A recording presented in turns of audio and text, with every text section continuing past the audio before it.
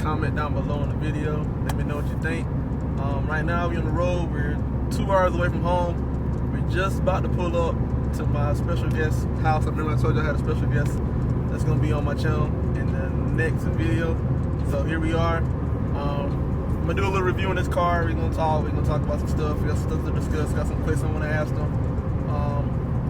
Throughout the video, man, just keep commenting down below, ask me stuff. I'm very active on my comments. I try to read every single last comment. It's getting close to October, so you know what time it is. It's about to be flood prep time. So just let me know what kind of flood prep you're gonna do down in the comments. And if you don't know what the flood is, hit me up on my IG. I'll be glad to send y'all the info. Like I said, I'm not over the flood. I just attend, but I'm kind of like a hype man. But I'm gonna get back with y'all as soon as we pull up. All right, I'm out.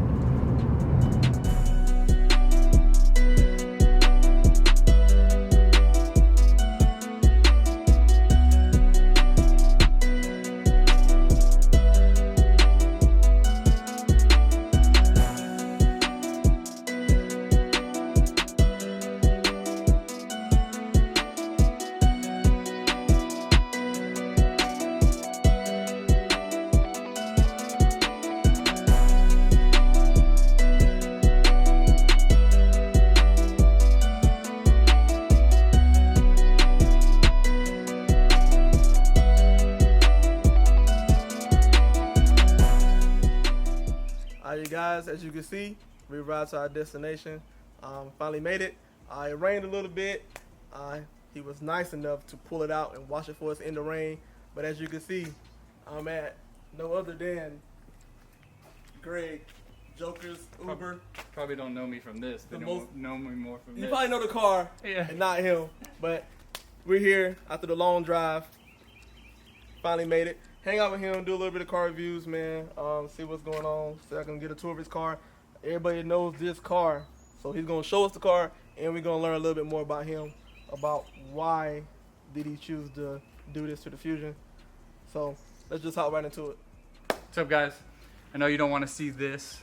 We can see this. I can just do a voiceover or something for you if you want. But no, just kidding. I'm Greg, Joker's Uber, obviously.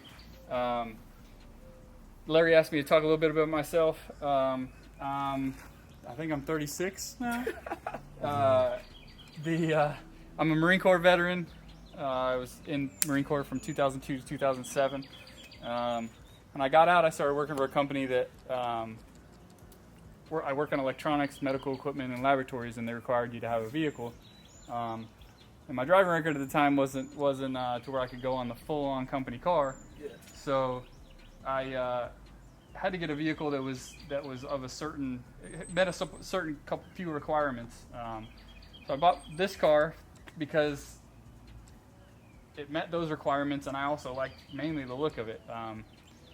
The elephant in the room, though, is it's a hybrid. Not a lot of people know. When I first came around the forums and Instagram, my tag was DAT hybrid.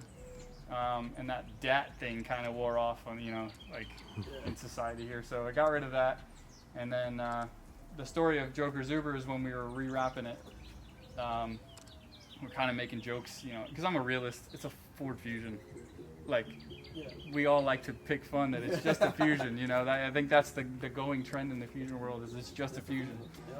It's a family car, and that's why it's fun to poke fun at.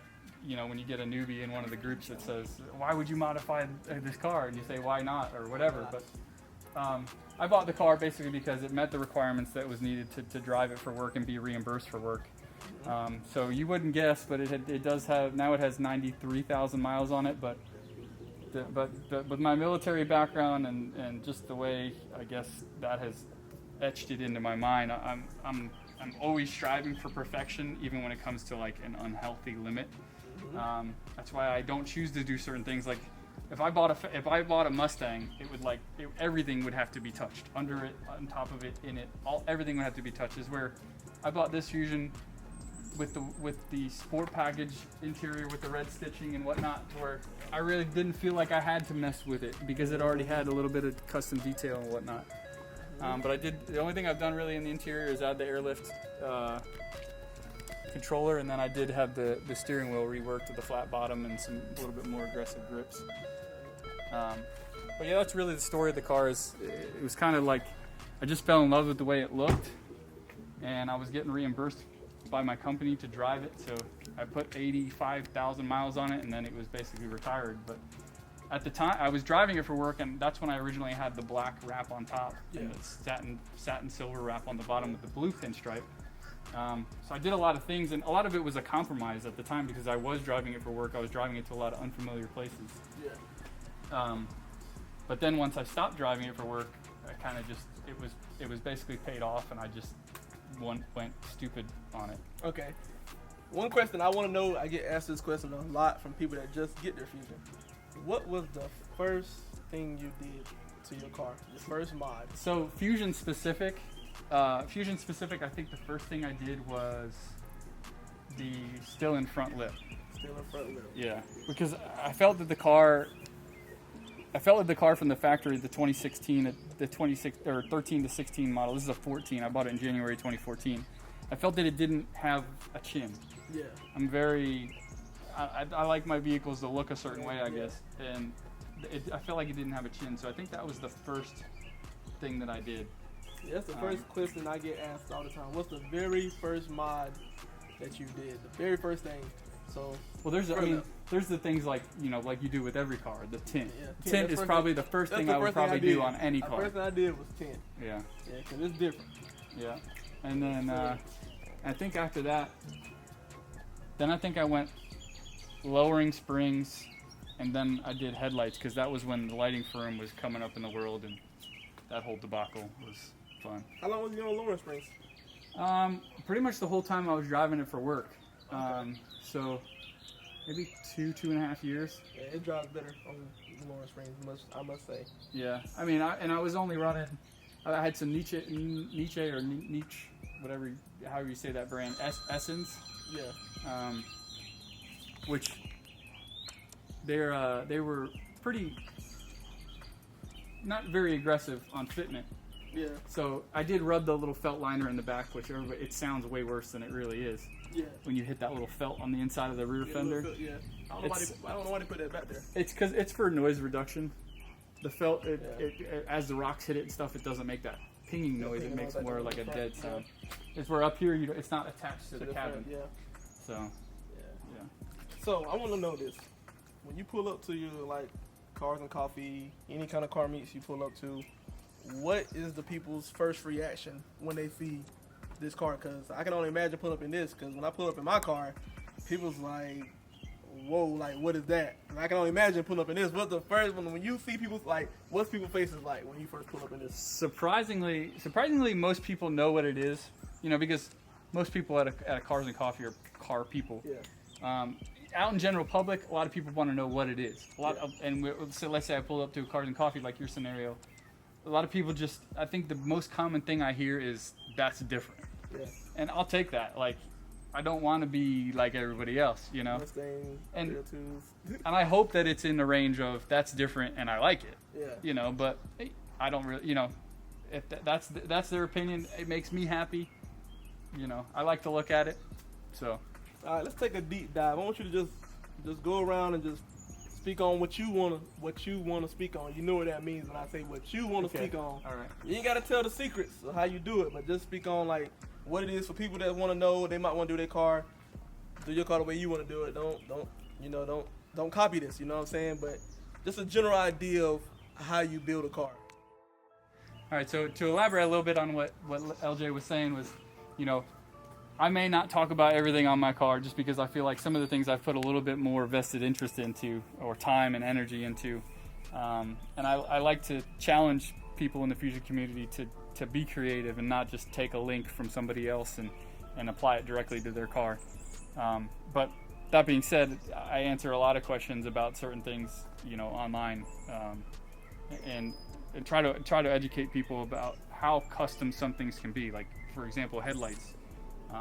My headlights are basically full custom built from a factory headlight. I have, back in the day, you had the Mustang bars that were being built in the lighting firm headlights with the Mondeo swoop, and they were doing one or the other, and I asked them to do both. And and so it gives a lot of. That's what I like about these is like they get a lot of depth. There's a lot of dimension to them.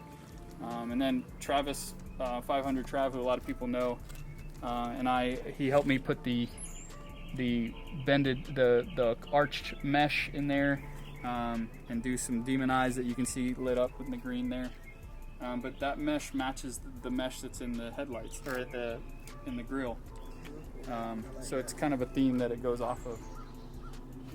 But you can do pretty much anything you can imagine with headlights. I challenge Fusion people to look at what goes into building headlights and look at the different types of functional lighting as well as aesthetic lighting, because the sky's the limit. You can get creative with it, and the hardest part is basically opening the headlights, and just the components basically to do a lot of the stuff are not that expensive, so just get creative with it.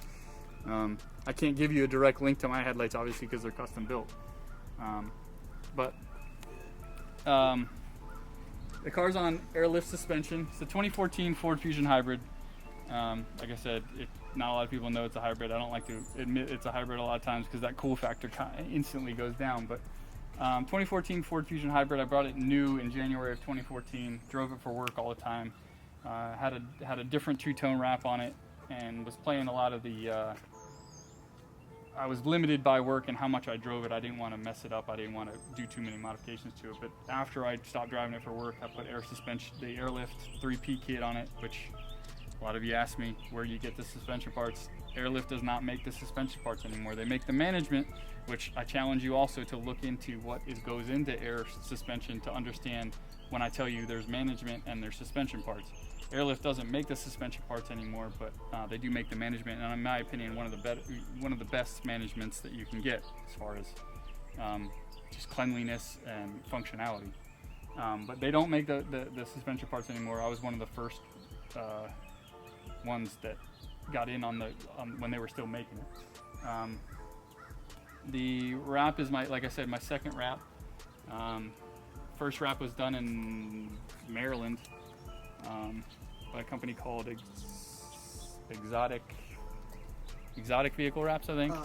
And then when I moved down here, I actually was living in a small house that I had to park the car outside, and I went to Harbor Freight and I bought one of those pop-up kind of steel frame canopy things, and I thought it was going to be okay. I had to go to Indianapolis for work, and I